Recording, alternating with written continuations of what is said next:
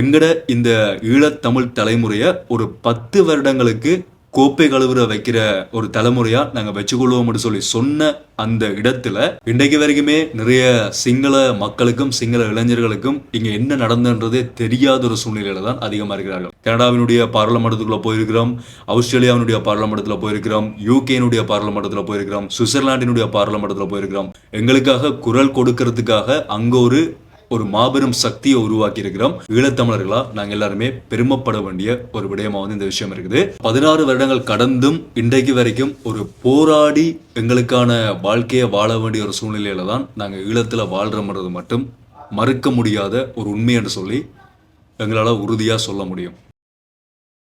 மே மாதம் 18ஆம் தேதி 2025ஆம் ஆண்டு இந்த மே 18 எங்களோட ஒட்டுமொத்த ஈழத்தமிழர்களாலையும் மறக்கவும் முடியாத, மன்னிக்கவும் முடியாத முக்கியமான ஒரு நாள். 2009ஆம் ஆண்டு மே 18 ஈழத்தில் இறுதி யுத்தம் முடிவடைந்து இந்தியோட 16 வருடங்கள் பூர்த்தி ஆகுது.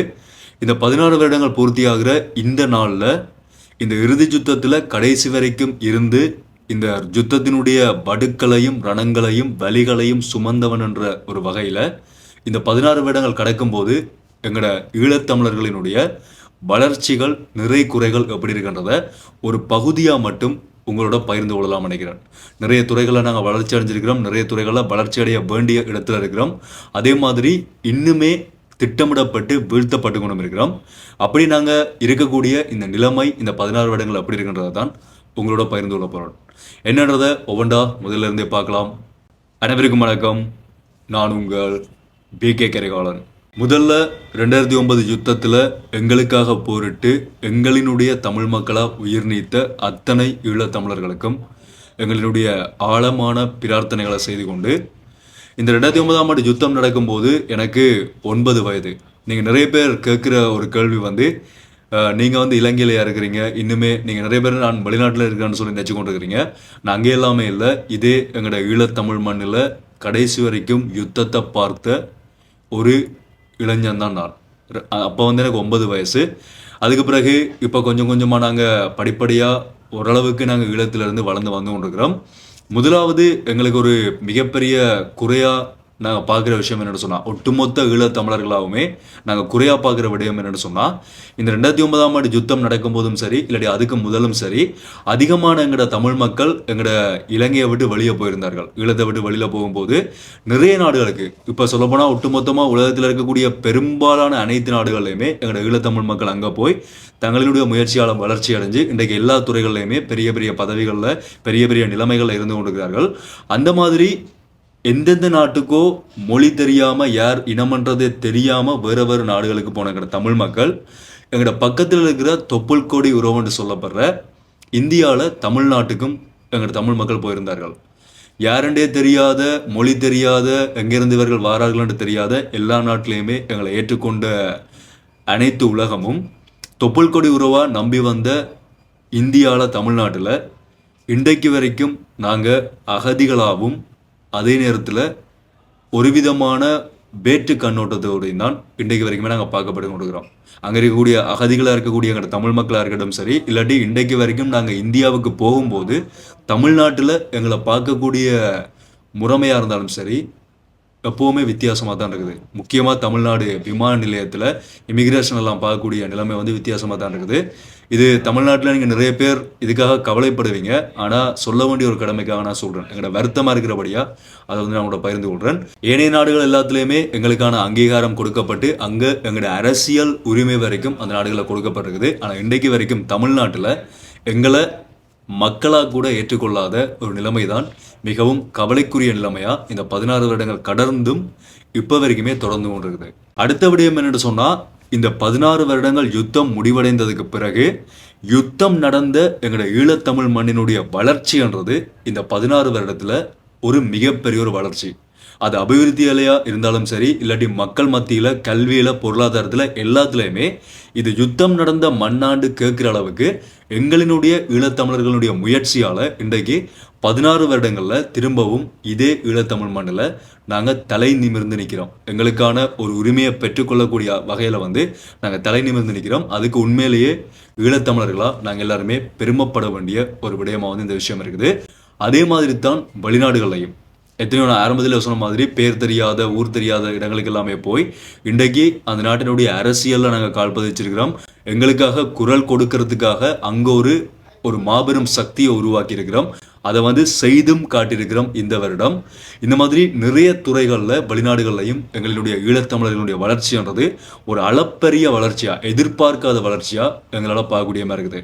கனடாவினுடைய பாராளுமன்றத்துக்குள்ளே போயிருக்கிறோம், ஆஸ்திரேலியாவினுடைய பாராளுமன்றத்தில் போயிருக்கிறோம், யூகேனுடைய பாராளுமன்றத்தில் போயிருக்கிறோம், சுவிட்சர்லாண்டினுடைய பாராளுமன்றத்தில் போயிருக்கிறோம். இந்த மாதிரி எத்தனையோ நாடுகளில் அந்த நாட்டினுடைய மக்களே வியந்து பார்க்குற அளவுக்கு நாங்கள் போயிருக்கிறோம்.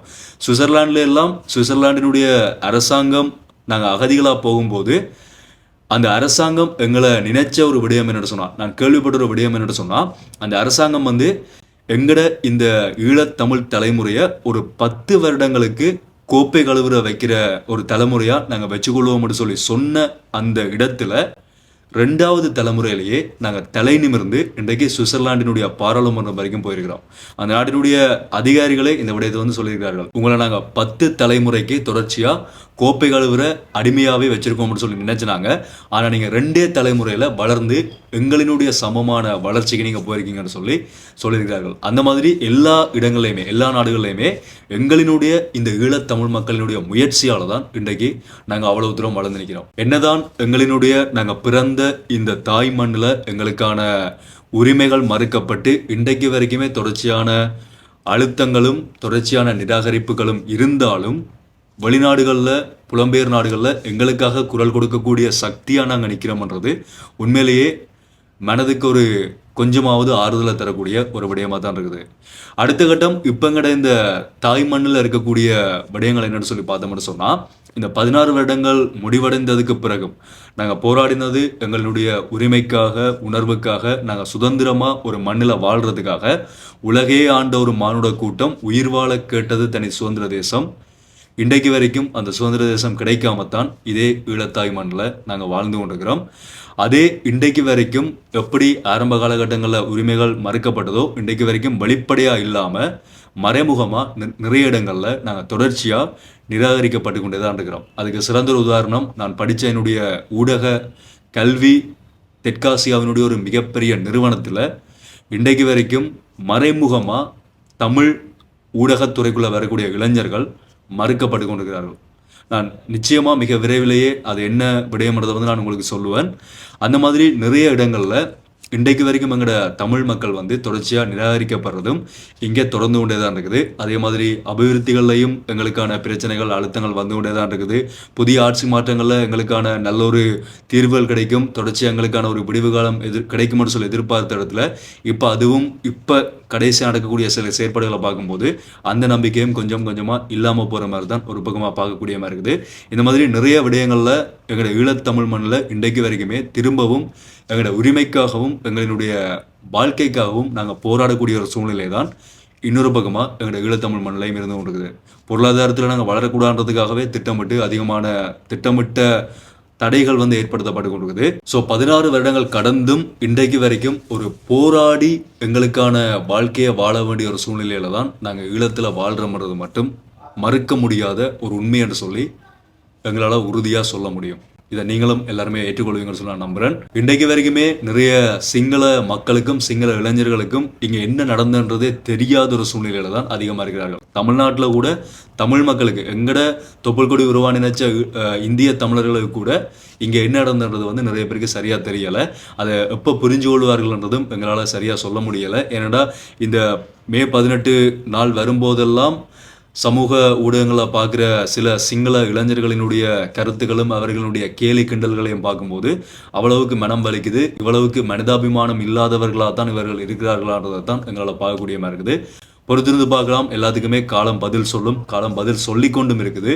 தமிழர்களுக்கு எதிரான அனைத்து அநீதிகளையும் செய்த அத்தனை பேருக்கும் இன்றைக்கு காலம் திரும்பவும் கர்மாயச பூமராங் திரும்பவும் அவர்களுக்கான தண்டனை கொடுத்து கொண்டிருக்குது. தொடர்ச்சியாக அதுக்கான பதிலையும் இந்த காலம் சொல்லும்னு சொல்லி எதிர்பார்க்கலாம். பார்க்கலாம். எங்களினுடைய உயிர் நீத்த அனைத்து தமிழர்களுக்குமான தீர்வு எப்போ கிடைக்குது, எங்களுக்கான தீர்வு எப்போ கிடைக்குது, நாங்கள் இப்போ எங்களுக்கான ஒரு சுதந்திரத்தோட உரிமையோட இந்த மண்ணில் வாழ்வோம்ன்றதை இந்த 16 வருடங்கள் கடந்தும் கேள்வியோட கடந்து போகிறோம். கண்டிப்பாக தொடர்ச்சியான வளர்ச்சிகளும் தொடர்ச்சியான எங்களினுடைய எவ்வளவுதான் அடித்தாலும் திரும்ப திரும்ப தலை நிமிர்வோம்ன்ற அந்த ஒரு துணிச்சலையும் அந்த ஒரு தைரியத்தையும் நாங்கள் எப்போவுமே வச்சிருப்போம்ன்றதை தொடர்ச்சியாக நாங்கள் அடுத்தடுத்து கொண்டு போய் கொண்டே இருப்போம். மீண்டும் ஒரு வீடியோவில் சந்திப்போம். நன்றி.